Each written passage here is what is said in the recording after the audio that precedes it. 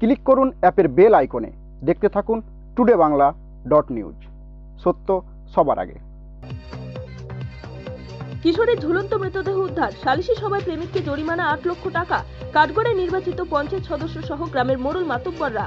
ঘটনাটি মালদহের হরিশ্চন্দ্রপুর থানার অন্তর্গত রশিদাবাদ গ্রাম পঞ্চায়েতের মুড়াগাছি এলাকার। জানা গেছে, গত 4 জানুয়ারি মুড়াগাছি গ্রামের বাসিন্দা হোসেন আলীর মেয়ে হোসেনিয়ারা খাতুন নামে এক কিশোরী তার শয়নঘর থেকে উদ্ধার হয় তার ঝুলন্ত মৃতদেহ। এই ঘটনার জেরে চাঞ্চল্য ছড়িয়ে পড়ে।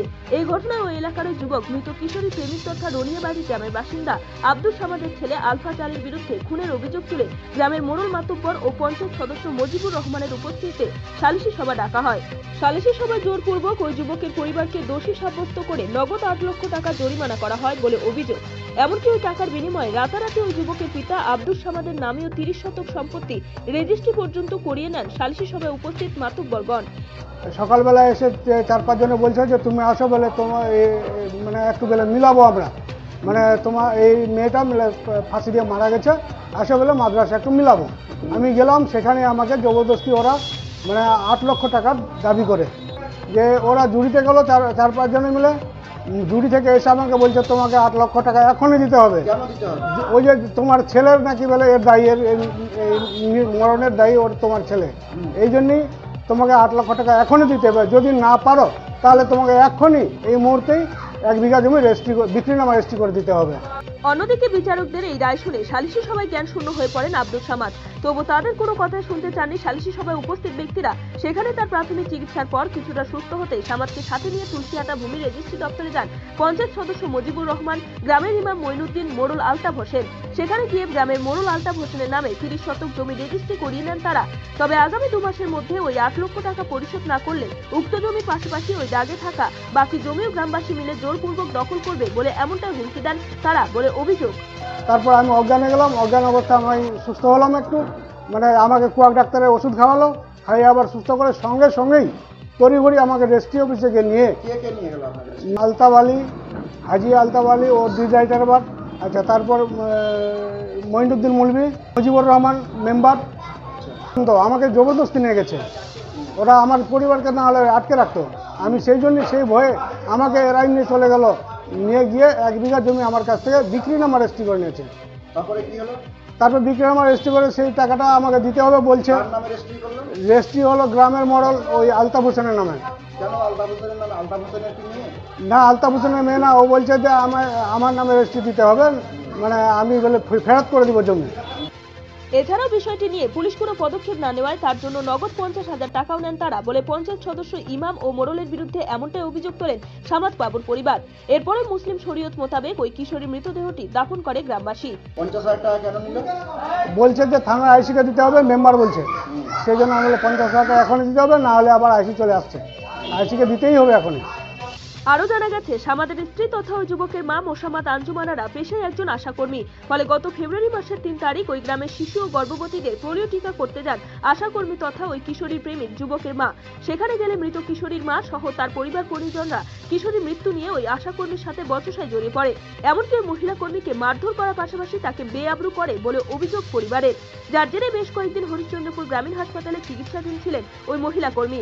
যে ঘটনায় পঞ্চায়েত সদস্য মোড়ল সহ ইমামের বিরুদ্ধে প্ররোচনার অভিযোগ তুলে হরিশ্চন্দ্রপুর থানায় লিখিত অভিযোগ দায়ের করে ওই মহিলা আশাকর্মী। 3 তারিখে যখন পোলিও ডিউটি ওর শেষ, রাস্তায় যখন আসছে ওই চায়ের দোকানের সামনে পোলিও ডিউটি শেষ করে চায়ের দোকানের সামনে, বিশুয়ার চায়ের দোকানের সামনে ওকে ধরে প্রথমে আলতাফ একটা চট ঠুকে দিল। তারপর ওই মেম্বার আর মুজিবুর রহমান, মুস্তফা মেম্বার ও এক্স মেম্বার আর কবির উদ্দিন, এরা সবাই মিলে মাকে মারধর করে ওর জামা কাপড় সব ছিঁড়ে, বই খাতা সব ছিঁড়ে ফেলে দিল।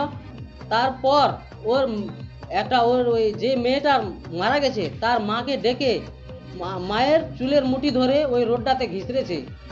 তখন ও মা বেহুশ হয়ে পড়ে গেল। তারপর ওইখানকার লোকই আমার মাকে সেন্টারে পৌঁছেছে। অন্যদিকে এই ঘটনার জেরে আব্দুল সামাদের চাষের জমিতে সেচের জল প্রদানে বাধা দেওয়ার অভিযোগ উল্লেখ্য ব্যক্তিদের বিরুদ্ধে। জানা গেছে মুড়াগাছি গ্রামের বাসিন্দা রিজওয়ানুল হক, তিনি স্থানীয় একটি ডিপ টিউবওয়েলের অপারেটর। এর সুবাদে পঞ্চায়েত সদস্য মুজিবুর রহমান, ইমাম মঈনুদ্দিন ও মোড়ল আলতাফ হোসেনের নেতৃত্বে সামাদবাবুর চষর জমিতে সেচ দিচ্ছেন ডিপ টিউবওয়েল অপারেটর। যে ঘটনায় গত 22 ফেব্রুয়ারি ফের হরিশ্চন্দ্রপুর থানায় ও হরিশ্চন্দ্রপুর 1 নম্বর বিডিও অফিসে লিখিত অভিযোগ জানিয়েছেন সামাদবাবু। তবুও সেই সমস্যার সমাধান হয়নি বলে অভিযোগ তার। এখন আরো টর্চার করছে ওরা, আমাদের পানি বন্ধ করে দিয়েছে। জমিটাতে কিসের জল বন্ধ করেছে? জমিটাতে চাষ করব, অন্য জমিটাতে ওটাতে কে ওটা বন্ধ করেছে? ওটাতে বলছে ওই যে ডিপটিবেল বালা আছে, কি নাম ওর? ওর নাম হচ্ছে রিজওয়ান আলী। রিজওয়ান আলী ওটা সরকারি ডিপটিবেল। ওকে যখন বললো বাবা জল দাও, এটাতে জমি ধান করব আমি, তো বলছে যে না, তোমাকে জল দেওয়া যাবে না। ওই গ্রামের মরলরা আমাকে মানা করেছে, আমি তোমাকে জল দিব না। ওদের হ্যালো হ্যালো, কে রেজওয়ান? হ্যাঁ, এ মুই তো পানি দিবার কাছে পাঠালাম, তো কি হচ্ছে হো? এ না মোক কালকা লোক বসিয়ে দিলে আমচার গাঁৱৰ বসানে ওরা মিলাই কয়েছে যে তাও পানি দেওয়া নিয়ে যাবে আমচার নামে 5-6 জনের নামে গোটা চাই লোকের নামে কেস করে দিল। আমরা ওনারও মারপিট হলে কি হলে আমরা চিনু, এটা নিয়ে কথা কয়েছে আগারি ভাই সমাধান করো এগুলা।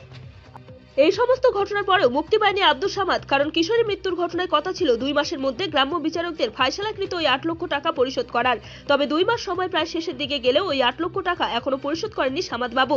ফলে হরিশ্চন্দ্রপুর 1 নম্বর ব্লকের অন্তর্গত রশিদাবাদ গ্রাম পঞ্চায়েতের লহদ মোজার 1568 দাগে থাকা আব্দুল সামাদের নামীয় যে সম্পত্তি মোড়ল আলতাফ হোসেনের নামে রেজিস্ট্রি করা হয়েছে, ওই দাগের পাশে থাকা 1567 দাগে আরো জমি রয়েছে সামাদবাবুর। ফলে তাদের নেতৃত্বে ফের ওই জমিটিও জবরদখল করে গাছ লাগিয়েছে মুড়াগাছি গ্রামের বাসিন্দা শেখ জুয়ার, শেখ সান্নাউল্লাহ, শেখ ইনসাদ ও মানারুল হক বলে অভিযোগ সামাদবাবুর। ফলে সোমবার বিকেলে ফের হরিশ্চন্দ্রপুর থানায় একটি লিখিত অভিযোগ দায়ের করেন আব্দুল সামাদ। যদিও সমস্ত ঘটনায় পুলিশের বিরুদ্ধে নিষ্ক্রিয়তার অভিযোগ তুলেছেন তিনি। আর প্রধানকেও আবার কমপ্লেন দিয়েছি, কিন্তু কোনো লাভ হয়নি এ পর্যন্ত। তারপর আমার জমিতে এখন আমের গাছ পুঁতে দিয়েছে আজকে। কোনটা জমিতে আমার কাছে? এটা অন্য জমি, যেটা রেজিস্ট্রি করে দিয়েছে সেটা না, এটা অন্য ওর পাশে আছে ওই জমিটা থেকে আজকে কেন গাছ ওরা গাছ পুঁতলো। লাগালো? কে কে গাছ লাগালো এরকম জানতে পারছো? আমি পরস্পর মুখে ওই অন্যজন বললো যে ওইখানকার তোমরা যাচ্ছ না কেন? ওখানে যাচ্ছ না কেন? আমাদের ওইখানে মেরে পুঁতে দেওয়ার কথা বলছে ওরা। আমার মাকে তো মেরেই দিয়েছে, তবুও কোনো প্রশাসনিক কোনো ব্যবস্থা পাইনি। এই পর্যন্ত আমরা ওই ভয়ে যাচ্ছি না, ওইখানে গেলে আমাদের মেরে পুঁতে দিবে ওখানে। অন্যদিকে একের পর এক নির্যাতন সহ অভিযুক্তদের দ্বারা প্রতিনিয়ত প্রাণনাশের হুমকিতে বর্তমানে চরম নিরাপত্তাহীনতায় ভুগছেন সামাদবাবু ও তার পরিবার। এমতাবস্থায় টুডে বাংলা নিউজের দ্বারস্থ হন সামাদবাবু, যার জেরে ঘটনাটি নিয়ে মৃত কিশোরী পরিবার সহ স্থানীয়দের সাথে কথা বলেন টুডে বাংলা নিউজের প্রতিনিধিরা, এবং সেই কথোপকথনের ভিডিও গোপন ক্যামেরায় ক্যামেরাবন্দি করে টুডে বাংলা নিউজ, যা আপনাদের সামনে তুলে ধরলাম। মেয়ের নাম হুসনে আরা ছিল? হ্যাঁ, কতদিন আগে মারা গেছে? 3 মাস হয়ে গেল। কিভাবে মারা গেল? মেরে ফেলেছে। কে? আর কে মেরেছে কে বলতে আমরা দেখেছি, মেরে এনে টেনে দিয়েছে ঘরে। তারপরে দেখছি রাত্রেবেলা 12টার দিকে, আচ্ছা,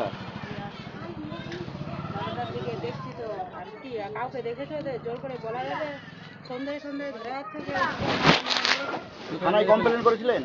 করেনি। ওরাই বিচার বসাইছে, বিচার বসাই বলে বলা হচ্ছে কিছু করবো। তখন কিছু আবার হয়নি এখন। কিছু হয়নি এখনো? কোথায় মেরে টেঙে রেখেছে? ওর ঘরে ওর বাবা মা কে ছিল না, কোথায় গেছিল ওর বাবা মা? ওর বাবার বাড়ি থেকে, বাবার বাড়ি। তো মা কই বলছে? ওর মা তো পারবে না। কেন বলতে পারবে না?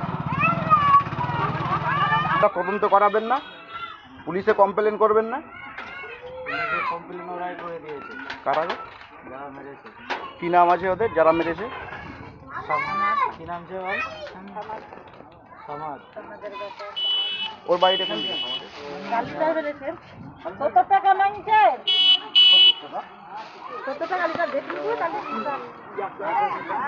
কি দেখো লিটার মেশিন চালাতে কেউ কি ঘরে দেয়। রাত্রে ছিলেন না আপনার বাড়িতে? না ছিল না, বাবার ওষুধ আছে তো চলে গেছিল। বাবার ওষুধ হয়ে গেছিল, অসুস্থ আছে। গেছিল এখানে সন্ধ্যাবেলায় তো গেল, মুকুলবের আজানের সময় গেল। আর মেয়েটা ভালো খাওয়া দাওয়া করলো, থাকলো, সবাই আমাদের, এটা আমাদের বাড়ি, ওটা ওদের বাড়ি। হুম। আর রাত্রেবেলা মানে আমরা সবাই ঘুমাই গেলাম, দেখছি যে দরজা খোলা আছে, আমাকে এখন দরজা খোলা আছে, মেয়েটাকে শুয়ে নিয়ে তারপর দরজা দিয়ে দেখছি যে ও টাকা আছে। হুম। আপনারা ছিলেন না কেউ বাড়িতে? এরা ঘুমিয়ে গেছে, আমরা ঘুমিয়ে গেছিলাম, রাত্রেবেলা কেউ পড়ার সমান হল সব ফেলে দিয়ে কখন জানতে পারলেন আপনারা যে এভাবে টাঙা আছে? 12টার না? হ্যাঁ, হ্যাঁ, 12:30 বাজে। রাত্রে? হ্যাঁ, রাত্রিবেলায়। রাত্রেবেলা ঘুম থেকে উঠে পেশাব করার জন্য যাচ্ছি তো, দেখছি যে দরজা খোলা আছে, তারপরে তো আমাদের দরজাটা থেকে এদের দরজাটা দেখা যাচ্ছে, তারপরে দেখছি যে উনি খোলা আছে, ওখানে টাকা দিয়ে একটা প্রশ্ন হচ্ছে যে আপনারা পুলিশে কমপ্লেন করলেন না কেন? পুলিশে কমপ্লেন করলাম না কেন, ওরা বলল কি যে মেরে দিয়েছিল, ভুল হয়ে গেছে, ভুল তো হয়ে গেছে, আর বুঝাও যাচ্ছে না যে কে মেরেছে, সন্দেহ ধরা আছে যে ওই ছেলেটা মারতে পারে। ওরা কি নিজে মোবাইলে লিড ফের কানে ঢুকানো ছিল, কল করা আছে মোবাইলে, তো এই ছেলেটা এখন এই টাইমে 12টার দিকে ফোন করেছে, 11:30টার দিকে ফোন করেছে, আর 12টার সময় আমরা 12:30টায় দেখছি যে ও টাঙা আছে, লিড ফের কানে ঢুকা, যে মরবে তো কানে লিড ঢুকানো থাকবে, ছেলেটা থাকবে না। আমরা যখন দেখছি যে কানে লিড ঢুকানো, তখন সন্ধ্যায় সকালে ওকে বললো, বিচারে বসলো, বললো যে ই করবে না, আমি তোমাদেরকে জমি দিব, একজন 10 জনকে মানাই দিল, এই একাই কি করতে পারবে, ওই জন্য একাই ওদের বাড়ি কোথায় আবার? যারা এই ইয়ের বাড়ি সামাদ আমার ওই বাড়ি ইটঘাটা আছে না, ওখানে জিজ্ঞাসা করলেই বলে দেবে। সমস্ত ঘটনায় প্রশ্নের মুখে গ্রাম্য বিচারকরা, এমনকি খোদ পঞ্চায়েত সদস্যের উপস্থিতিতে সমস্ত ঘটনাটি ঘটেছে। এছাড়া গলায় ফাঁস লাগিয়ে আত্মঘাতীর ঘটনায় পুলিশকে না জানিয়ে সালিশি সভায় একটি পরিবারকে দোষী সাব্যস্ত করে 8 লক্ষ টাকা জরিমানা বা জরিমানা বাবদ জমি রেজিস্ট্রি করা, তাও আবার গ্রামের মোড়ল মাতুব্বরের নামে।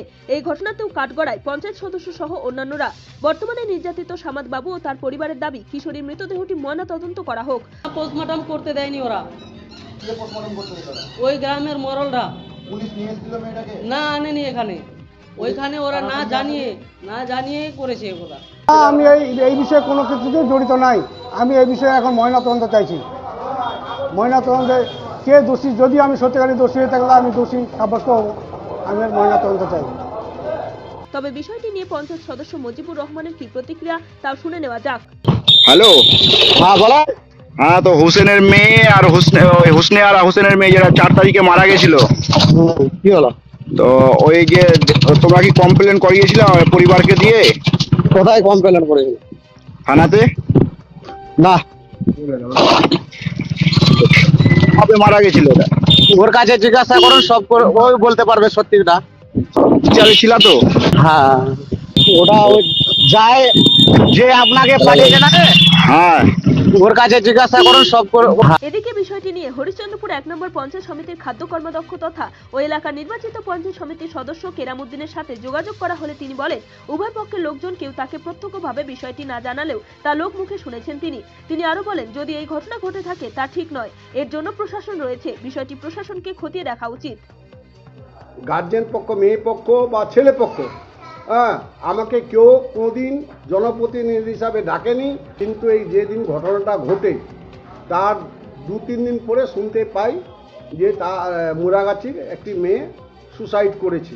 কী কারণে হয়েছে না হয়েছে সেটা আমি কিন্তু জানতে অত তৎপর হয়নি, কারণ হয়তো হয়েছে যদি কোনো কিছু দুর্ঘটনা ঘটে থাকে বা আকস্মিক মৃত্যু হয় বা কেউ যদি তাকে কোনো কিছু মনে করে যে প্রেম ঘটিত কারণে তার মৃত্যু হয়ে থাকে, তাহলে মেয়ের বাবা মানে থানায় দ্বারস্থ হবে, আইনত ব্যবস্থা আইনের দ্বারস্থ হবে। কোনো মেয়ে ছেলে একটা দুর্ঘটনার কারণে বা আকস্মিক মৃত্যুবরণ হলে তার রীতিমতো প্রশাসন আছে, প্রশাসনের দ্বারস্থ হবে।